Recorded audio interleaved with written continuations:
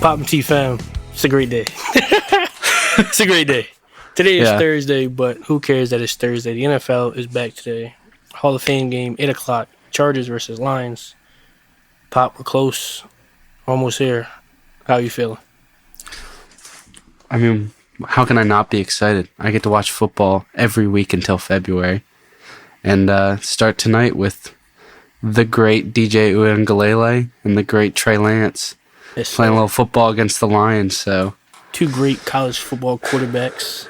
Yeah. I'm excited to see them play tonight. It's football, baby. It's the best time of the year. It's not like this. That's great news, but we don't have such great news. Pop, what's the tea of the day for the people? I'm sure our Ravens fans, listeners, know this news already, but Isaiah Likely rolls his ankle in practice the other day. I think it was a fractured ankle. Yeah. Putting him out for 6 to 8 weeks. He could arrive back in time for week 1, depending on how this rehab goes, but no promises. Either way, we should have him back around week 4, week 5 at the latest. Yeah, praise up for Likely, man. Hoping he gets back before schedule, but if not, I'd like to take that into our first talking point of the day. What does this injury mean for the tight end room? For me, I don't think it really changes. I mean, it definitely changes things because Likely is probably a plus starter on most other NFL teams. I mean, there's probably only 10 other teams that wouldn't need him as their tight end 1, in my opinion.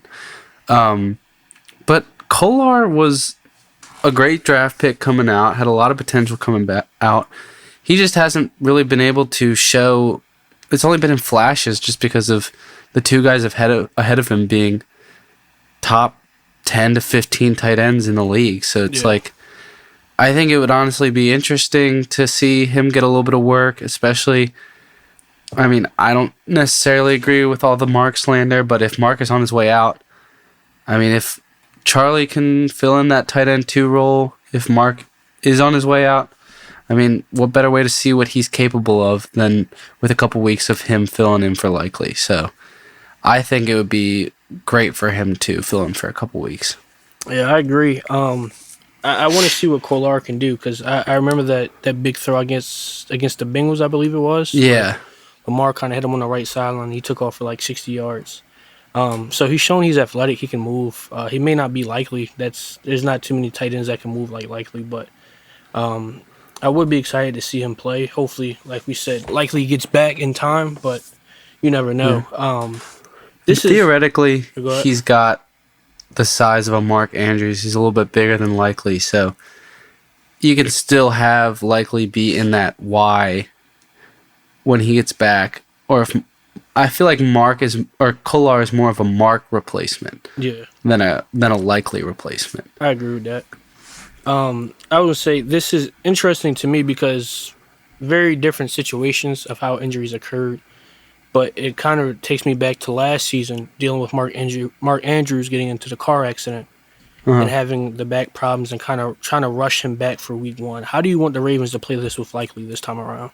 I don't think there's any need to rush him back. I mean, we've gone on and on about how many mouths there are to feed in this offense now. Like, obviously, Likely is a great addition to this offense, but I don't feel like we need to jeopardize his entire season just for him to play hurt for a couple weeks. Like, I'd rather just ease him back. I mean, we literally saw that last year with Mark. Like, it took him a little bit to get the wheels moving. So, let Likely chill. Give him all the time he needs, in my opinion. And last question on this Likely part. Are you more a fan of bringing in a free agent guy for camp, just a body possibly? Gerald Everett, Hayden Hurst, Dalton Keene, those are free agents. Or would you just like to see Patrick Carr move over to the tight end and it just kind of do it like that? Like when it's 3 tight end sets? Yeah. I don't know. Third or bring an extra body. I'm sure they'll bring in an extra body, but I don't know how often they'll have 3 tight ends on the field. I feel like it'll much more often in their heavy formations be 2 tight ends and Pat in that fullback spot, honestly. Okay. But, I mean, for the 5 plays a week that they run out of 3 tight end sets, sure, I'm sure they'll go get someone, and then they'll get too much money somewhere, like Isaiah Oliver or Yeah, Josh Oliver. Josh Oliver, yeah. That's who I was thinking of. Yeah, I wouldn't mind flirting with Ricard at that third tight end. I'm a guy who I like to get as many guys on the field as possible. And if there could be some way in hell that you get all 3 tight ends and then a backfield of Justice and Derrick instead of it being Derrick and Ricard. We all know Derrick's not a fullback, but just that third of him being back there, you triple option, speed option, Yeah. fullback lead with Derrick Henry with Lamar keeping it. However you'd want to play with it. I wouldn't mind seeing him doing some things like that, just to get Justice on the field, basically. Yeah. Instead of bringing another tight end and then having Ricard back there in the backfield. But that's just me, man. But speaking of bodies, speaking of camp, the Ravens secondary has been tearing the offense up so far through camp. I think scoreboard, I think they said it was like 65-36 in the last padded practice they had. Defense to offense. Oh my gosh. It's been absolute work. It's a very loaded secondary. We know we got Marlowe, Jair, Nate Wiggins, Shadobe Awuzie, TJ Tampa, Jalen Omar Davis, Roger Longerbeam, Bilal Kone, Ruben Laurie. That's a lot of DBs. And then you also have Kyle Malachi and Ardarius, who's obviously hurt. Somebody's not going to make the roster. To you, who doesn't make the roster? Or maybe not who doesn't make the roster, but who does make the roster out of the secondary? I was thinking about it as who are the odd men out earlier. I mean, I think that Jair, Nate, Marlowe, Malachi, Kyle are all locks to make the roster, obviously. I think that Longerbeam and Bilal Kone are probably locks just because of them being rookies, but you never know. I could see Jalen Arbor Davis getting kicked off the team just because he's a vet now. I think he's been dealing with some injuries through camp thus far. And he really hasn't shown all too much in his short career. I could see Cheeto being a surprise cut candidate. Wow. Okay. Just because I know he's regressed a lot since his Bengals days. He's been an injury-prone player, and they just might not feel the need to be shelling out as much as they are to him. But that would be if he looked really bad in camp and clearly is not the same player he was. Yeah. But it wouldn't surprise me. Okay. I would say that's a little. I feel like that's a little hot of a take. Shadobe possibly being on that bubble. Titans cut him. That is fair. That is fair. And the Titans aren't exactly brimming with talent, to be fair. So, but of the safeties, I could see Brady or Senesi Kane, one of those two, getting cut. I don't really know which one, but one of those guys. So, I mean, Ardarius is on IR. I would say, Ardarius is on IR, so I think they both might make the roster. I think Sanusi and Bo Braid are more in a competition of who's going to be that third safety, because we all know the Ravens are going to use 3 safeties because they want Kyle near the line of scrimmage. I want Kyle near the line of scrimmage. We all do. Yeah. So it's really, to me, who's going to be that third safety between those two. I'm going to go back to your rookies. I think those are the guys on the bubble. Really? I think Longerbeam and Kone are the 2 guys on the bubble. I think, like we all know, Marlowe's a lot, Nate's a lot, Jair's a lot. I think Chidobe's a lot. Because so far through camp, Chidobe has been the one running with the 1s. Jair has been running with the 2s. Really? So far, Jair hasn't taken that spot from Chidobe. Obviously, we all expect him to. We didn't bring Jair in here for no reason. But so far through camp, Chidobe has been playing good enough to be running with the 1s. I think they're very high on TJ Tampa. I expect TJ Tampa to make the roster. So between Marlo, Jair, Nate, Chidobe, and Tampa, that would be 5 corners already. Uh-huh. And it's like at most we keep 6. And to me, this kind of goes into the next point I wanted to talk about. I just say now, undrafted free agent who you think will make the roster. So far, to me, I think it's Ruben Lowry. He's a 5'9", 204-pound DB out of Chattanooga. Was a 4.0 student there, and so far, out of all the undrafted free agents through camp, he's been the talk. He had 3 interceptions during like the rookie mini camp and whatnot. So far, they say he hasn't fell off. Took me a second there. They're saying he's one of the smartest guys on the field, and he's just making plays. So right now, he's slotted as the 3rd nickel corner behind obviously Marlowe and then longer beam, and then he's the 3rd. But so far, Zach Orr, even John Harbaugh spoke on the guy, and I'm like, okay, if John Harbaugh is speaking about you as an undrafted free agent, that must mean something right there. So to me, my 2 guys on the bubble, that was a kind of long answer. I answered 2 questions at once, but Kone and longer beam are my 2 guys on the bubble right now.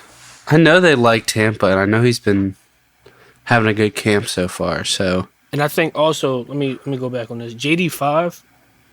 I don't know why I keep saying it like that. Jalen Armour Davis, he wears 5. I don't know why I said JD5, but I think he'll make the roster as well because I really think they value him for a special teams role.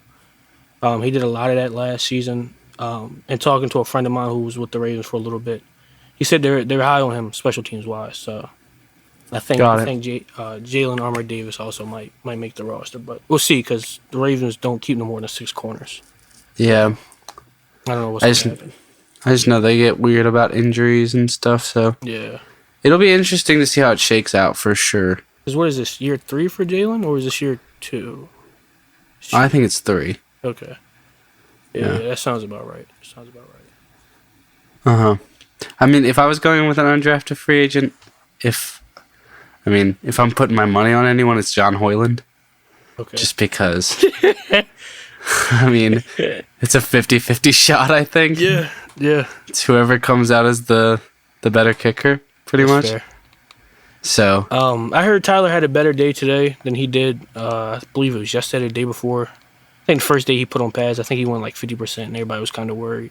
Yeah, I was a little worried. Yeah, but I think I heard he went 6 for 6 today with like a long 48 or 58, something like that.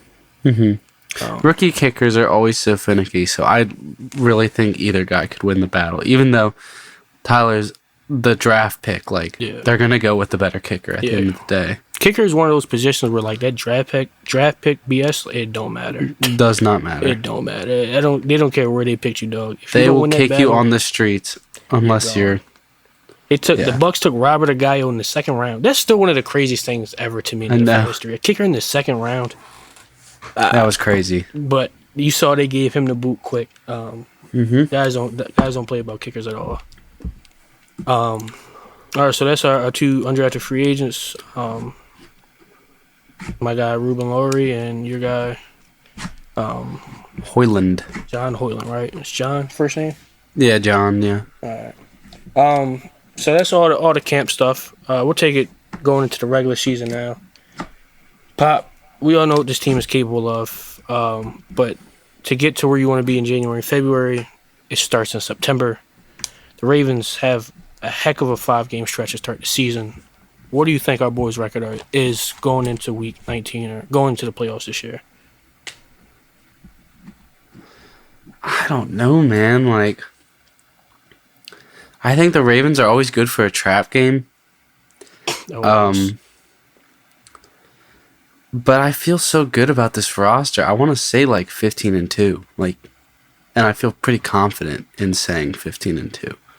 I feel you 100%. I've been hurt before, but I'm sure there'll be a crazy game where we drop, where it comes down to the wire, and kind of like the likely toe tap game last year with the Chiefs.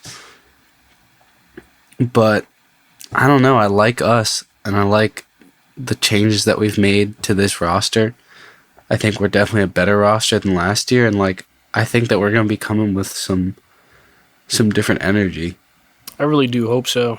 Um, I was stuck at 15-2 for a while. Then I just had that realization. I was like, that's not my Baltimore Ravens. That's not the team I know and love. There's going Uh, to be a game here or there where they fall, where they really shouldn't. So for me, I put them at 13-4. hmm You were kind of talking about trap games for a second. To me, our trap game is Week 11 against Cleveland. uh-huh. If you look at that stretch, so it's after the bye is Week 7. You play Chicago at home, then you go on the road to Miami, to Minneapolis, and then you got to go to Cleveland. I think we'll handle Miami. We'll go to Minneapolis. We'll handle J.J. McCarthy, rookie quarterbacks. You know how we do. Then that third road trip where we go to Cleveland is the one where I think guys will be tired, fatigued after traveling for 3 weeks. hmm Cleveland plays us twice a year. We all know how good that defense is. I think that's the one we give away where it's just like, are we fucking serious? Yeah, I actually had that one written down as my second option.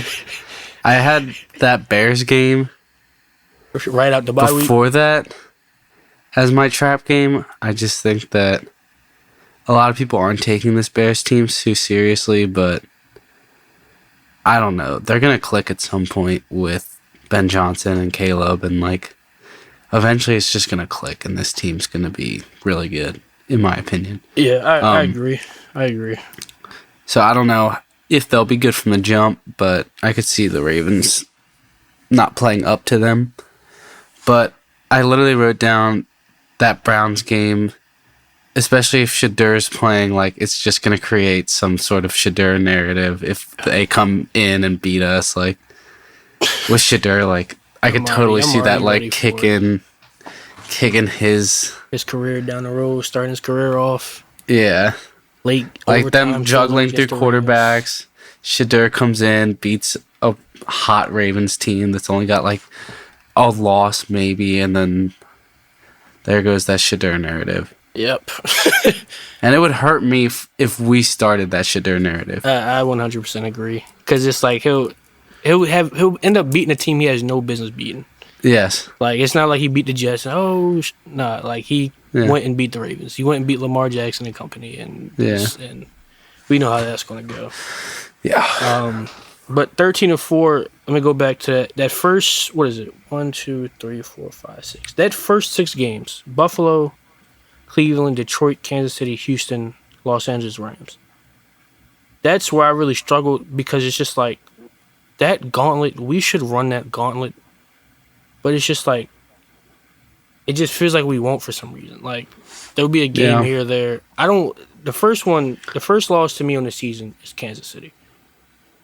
I got to start in 3-0, beating Buffalo, beating Cleveland, beating Detroit. But then us going to Kansas City week 4, But then the Chiefs' offense won't have fell off yet like they do at the end of the season. It'll still be hot. It'll be a primetime game. It's just like I don't really trust us against Mahomes just yet. The one time we beat him was in 2021, and that was purely off Odafe Owe punching the ball out. Yeah. Otherwise, we don't win that game at all. I think then we beat Houston, and then I think we lose to Los Angeles. Because it's like I always think about that Lamar 24. I think he's 24-2 against the NFC, and it's just like I really don't like betting against him in NFC games. But I look at the rest of the schedule, and I'm just like I don't really see any other NFC teams that he loses to, and it's just like I feel like there has to be one. But I do think there'll be one this year, and I think it'll be the Rams. I'm really high on the Rams, to be honest. I love my boy Matty Ice. You know that. Yeah, to me, my early Super Bowl prediction, even though we haven't really talked about this, is the Ravens-Rams. That's what I got going this year. Mm-hmm. And I just think I think we got away by the skin of our teeth last time with that drive, Zay Flowers scoring, and then Lamar gets hit 0.3 seconds earlier on that 2-point conversion to Zay Flowers. That ball is wide right. Mm-hmm. So I got Kansas City week 4. I think the Rams week 6. Cleveland week 11. And then I struggled with this last one for a while. I think we lose to Cincinnati at Cincinnati. Okay. Lamar is 6-1 against Burrow, man, but Burrow's one of those guys. I feel like Burrow can steal one of them. Uh-huh. I don't have him beating us at home. I got him getting one towards the end of the season. with his home crowd against his back. Yeah. So yeah, 13-4 for me with losses to Kansas City, Los Angeles Rams, Cleveland Browns, and the Bengals. I will say I think I think this is the start of us sweeping the Steelers every year. I don't think I can see it. I don't think we're going to keep splitting games with them, keep dropping games in them. I think it's time to start dominating them. So let me ask you next question on the schedule. Who are you most excited for as a home game? Thanksgiving. Okay. How could For you not, sure. right? Yeah. How could you not? Are you going to be home for Thanksgiving? No, but Tragic. I'd love to be home for that game, but I just think that's going to be the most hype home game. I mean, with all the nationwide buzz around it, the fact that it's Bengals Ravens in the bank at night, that place is going to be black and purple, the lights, the fireworks, it's going to be insane. Yeah, that's fair. And Burrow versus Lamar is always insane. Like, I don't know which games I'm going to this year yet, but Definitely circle Cincinnati. Yeah. I can't argue that. I will argue it for the sake of the podcast, but for me, it's week 3 against Detroit. I just feel like even though they lost both coordinators, I'm still really high on Detroit, and I just think it's going to be fireworks. I think their offense versus our defense, and then vice versa. I know last time we beat them 38-6, something like that. I think this might be one of those like Ravens Bengals where like it's 42-45. I think it has the ability to be one of those type of games with just how damn, can't speak today. With how high powered both offenses are, I'm just expecting a good game. See, this is my hot take of the season. One of my hot takes. I think Goof has a bit of a down year. Goof. Goofball. I think that Ben Johnson had that offense humming so well that Goff just had to stand in there and deliver the ball. I just don't think it's going to hum quite the same way. I mean, I think that by the end of the season, they'll have established some rhythm, but early on, I don't think early Lions really scare me that much. That's fair. I can get behind that take. But I don't know. When you have a coach like Dan Campbell, it don't matter what week it is, who the OC, DC is, you ready to run through a wall. Yeah, they gonna come to Baltimore ready to run through a wall. So, and the last time they came to Baltimore, it wasn't pretty. Yeah, not at all. And that's going to be on their minds. So that's why I'm kind of like I think it'll be a get back game for them, but I just don't think they'll get it back. Yeah. I kind of touched on this a little bit, but Pop, who's your toughest opponent this season for us on the schedule? Chiefs. Yeah, without a doubt. Like we both know that. Yeah. All right, so you got us at 15-2. I got 13-4. I got the losses to the Bears and the Chiefs. Bears and Chiefs. All right. I think there's a good chance we get it done against the Chiefs this year, but if we're gonna lose, it'll probably be the Chiefs. Let's be honest. I remember seeing something on ESPN. This is the last thing I'll say before we move on. That I think it was like undefeated teams, and I think they had us going all the way to 10-0. And when you look at this schedule, that's very possible for us. With the roster we have, this schedule with Lamar at quarterback, we could easily start 10-0. It's just will the Ravens be the Ravens is the question. Will they come out there with the false starts and the BS and the holdings and the illegal formations and dropping balls and broken coverages? Or will they come out and be on their P's and Q's the entire game? And to me, that'll be the deciding factor between Kansas City. Because we know Kansas City is going to come out and be on their P's and Q's. Kansas City's not going to come out with a whole bunch of mistakes and play sloppy football. That's not them. Even if they're not as talented as we are. Yeah, they're not going to spot you 3 turnovers. That's not Kansas City. You're not getting out of Mahomes and Andy Reid. And we all know Spagnuolo is going to scheme. So, the defense is always going to be good. They're going to be ready. So I'm very interested to see that game. I don't know. Maybe I'll see if I can make the trip out the football schedule. I don't know if I want to go to a game at Arrowhead, but I'm trying to see every stadium. So yeah, why not? Me too. All right, I'll move on to our next point, man. Lamar Jackson, MVP. We know how good the guy is. We know how good his weapons are. Do you think it's possible for Lamar to have 2 1,000-yard receivers this season? I say unlikely just because of how many mouths there are to feed in this offense. Yeah. I think that the only way it really happens, I think there's going to be too much 11 personnel and 12 personnel to get Bateman on the field enough.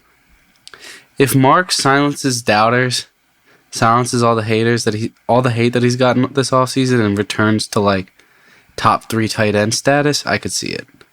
But that's the only way for me. So the only way you see it is running back, tight end. I mean, not running back, tight end. Wide receiver, tight end, not 2 wide receivers. Yeah, I think D-Hop and Rashad are going to be sharing snaps too much. Okay. You don't feel that same way about Mark and Likely? I mean, I just think that we've seen a Mark Andrews that is a top 3 player at his position. Obviously, we've seen that out of D-Hop, but that was 5 years ago. If Mark can return to that, he's going to take more of a snap share than he did last year from Likely. Okay. Because I think he's more of a complete player. You can stick him on the field, and he can block. Likely's not built like a tight end. He's built like an H-back. Like, he's built like... We can block, though. He can block. He can block, though. He can block. But I think Mark could return back to what he was. I would not be surprised if Mark comes out and has a crazy season next year. It's probably more so like 850 and 7 to 8 touchdowns, but if that boy pops off because of all the hate he's been getting, like, I could see it. Mark's a dog. Mark has been a dog. Mark has been Lamar's number 1 target since Lamar got in the league. Like, that boy's a dog. Yeah, I can't argue that. I don't know. To me, I think we're at the point where I don't want to see Mark Andrews as being phased out of the offense, but I think Lamar's vision has went from here to here.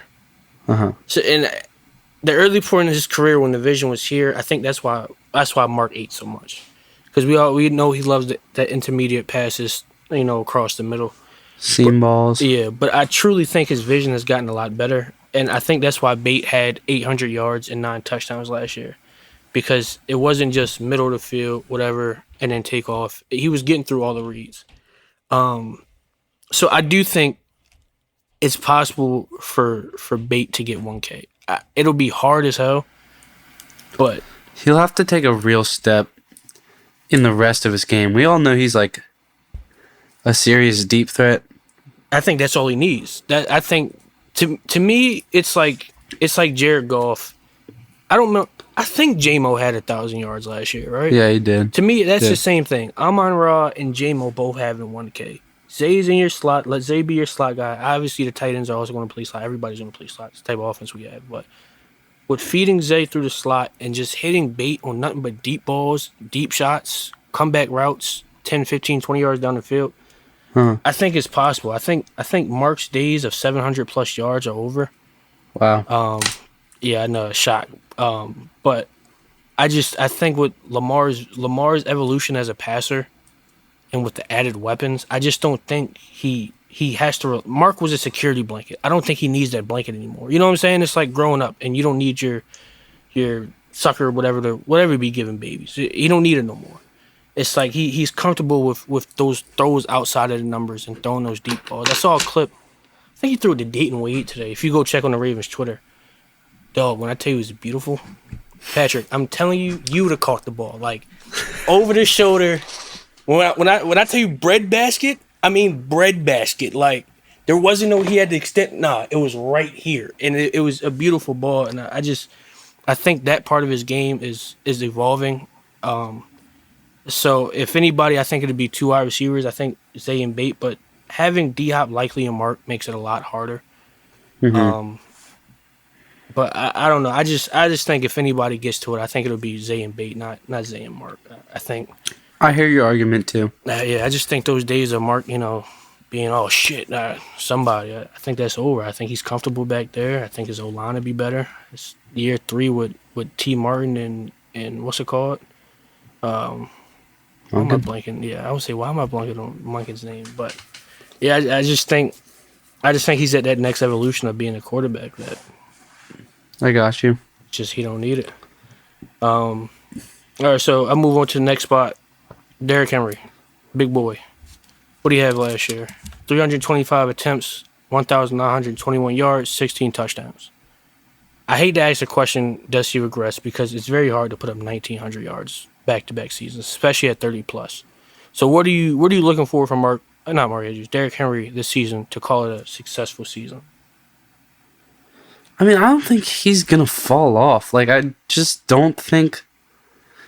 I think it'll eventually come, but his size, speed, and vision will keep him good longer than any other back will stay good. Like, I agree. because as long as he has those three things, like, you don't need the agility and the quick movements and juking people out of their shoes. Like, that coming downhill on, like, at you, like, you're not. That's not going to change unless he, like, seriously lost a step this offseason. Like, why? I think the only way he regresses is if they cut his volume down with guys like Ali getting more carries and Keaton Mitchell coming back and getting more carries. Like, I don't think he should have as many carries as he has. Maybe if you cut that down to like 275 and you give Keaton some of those wide zone plays, really get him out on the edge and let him use his acceleration, like. Mm-hmm. But size, speed, and vision, like, that's what makes King Henry to me. That's not going anywhere. Yeah. So he had 1,900 I think last year. What are you expecting this season? Like, we'll just put it. You can put it at a minimum. Minimum 15.5 probably. I'm thinking around the same number. And it sounds crazy to say that about a 31-year-old running back. Yeah. But I'm expecting nothing less than 1,500 out of him this season. I mean, especially with Lamar in the same offense, like, dude, he's going to produce. Yeah. We saw it already. It's two threats to worry about back there. I couldn't imagine having to play against the Baltimore Ravens. It would suck. It'd be a headache for sure. 16 touchdowns. You think he gets near that this year? Yeah. I mean, especially they're going to use him in the red zone. Like, Yeah. That's no question. I can see them using the other backs as more of like change-ups when we're driving down the field. But like once it gets into the red zone, they're handing it off to the 250-pound back. I'm handing it off to the 250-pound back. That's running behind a 315-pound fullback. Yeah, that's easy. Yeah, I agree. I think about 1,500 yards for Henry, I'll be happy. Even if it's less than that, anything over 12, I'm cool with. Because, like I said, I think Lamar's game is evolving, and I think Derrick's numbers will go down from that. Even though Lamar threw for 4,000 yards and Derrick still managed to run for 1,900, I just think they're going to give Lamar a lot more opportunities to pass the ball and check out of things like he did last year. And 325 attempts, that's a lot for Derrick. I don't want that again. Like you said, maybe around 270, 280. And just either passing the ball more or giving it to another back. But 325 attempts, I don't need that from him through a 17-game season. But that's Derrick and Lamar. Once again, talking on Lamar, NFL MVP. We know he's in the race. Let me know right now who you got winning your NFL MVP. Lamar, Mahomes, Burrow, Allen, somebody else. What you got? Or maybe you can just give me your 1 and 2. We'll do it like that. You don't have to give me one, but your 1 and your runner-up, or your top two guys to win it. Lamar, and I think they're going to force Burrow MVP down our throats this season. So probably those two. I can't argue with that. But I'm going to throw a little curve at you. My dog, I'm a big fan of him. Jaden Daniels, I think. I knew you were going to say that. You knew it was coming. I knew you were going to say that. After watching that man do what he did last year, you saw Terry just requested a trade. Terry not going nowhere. if this was Dan Snyder, Washington, I'd be a little worried for the kid. But with this new management group, and to me, this just looks like Lamar Jackson requesting a trade. Hey, they don't want to pay me. I'm letting everybody know they don't want to pay me. Please try to request a trade from me. But Washington's not going to let him go. Yeah. If you watch what Jaden Daniels did last year with Terry McLaurin, you decide to trade Terry McLaurin in Jaden Daniels' second year, just sell the team again because y'all obviously Yeah. aren't serious about winning over there. Just sell the team again to somebody who will give Terry 30, 35 mil a year and let them run the team. Yeah. So, all right. So you got Jackson and Burrow. I'm going Jackson and Daniels. 11 All Pros on the roster, 14 Pro Bowlers. What would they say about the Ravens if they don't get it done this year? Same shit, different day, probably. I mean, what else can we say at this point? I don't know. I think they might actually try to I don't have anything else publicly to say. crucify Lamar if we don't win it this year. Yeah. Yeah, I don't know, man. This roster is loaded, it's stacked. No excuse. I don't know what to say. I don't even want to think about that. You're right. Let's drop that. Let's drop that question. Yeah. Madden ratings dropped today. We have no idea when this episode comes out, but today when we recorded, the top 10 Madden ratings dropped. Kyle Hamilton is ranked 7th in the league, some way, somehow, behind Jesse Bates, Derwin James, Xavier McKinney, Buda Baker, Minka Fitzpatrick, and Antoine Winfield Jr. Does that surprise you, Pop? Like, what was going through your head when you saw those ratings? I don't really get it. Like, I feel like he's kind of just been slept on. I feel like media consensus is that Kyle is a top 3 safety in the NFL, but he's kind of been slept on in Madden for years now. Yeah. So I don't really get it. It's kind of the same thing with the Lamar list of top 10 quarterbacks. Yeah. That we talked about on the last episode. It's just like it doesn't really make sense to me. I can't really argue for it. He's produces, like, he has big time plays because he plays up in the slot. Like, it's not like he's like just playing a deep blue and like really good at that. Like, he's like impacting games every single week. So it's like I don't really see how Madden can see Kyle Hamilton play and be like, like 10th best safety, whatever. I thought we were at the point where we all agreed that Kyle Hamilton was the best safety in the league. Like, I thought across everybody, I thought we were like last year was okay, maybe he is. But then after this last season, it was like, okay, this dude has arrived, he's the best. We don't know how to lead, let him drop to 14. And then all of a sudden he's the 7th best safety in the league according to Madden. And it just doesn't matter. Yeah, fuck it. Forget it. We got Super Bowls to win. Who cares about what EA's doing? Yeah. But that's the episode from us, man. We appreciate y'all listening and tuning in with us. Yes. Enjoy the Hall of Fame game. Enjoy football. It is back. It's the best time of the year, baby. We'll have episodes coming out to y'all. However, I don't know. Frequently. It'll be ramping up. It'll be ramping up. They're coming. So once again, thank you for listening. This is the Poppin T podcast with your host Poppin T. As usual, Poppin T. And we'll see y'all soon.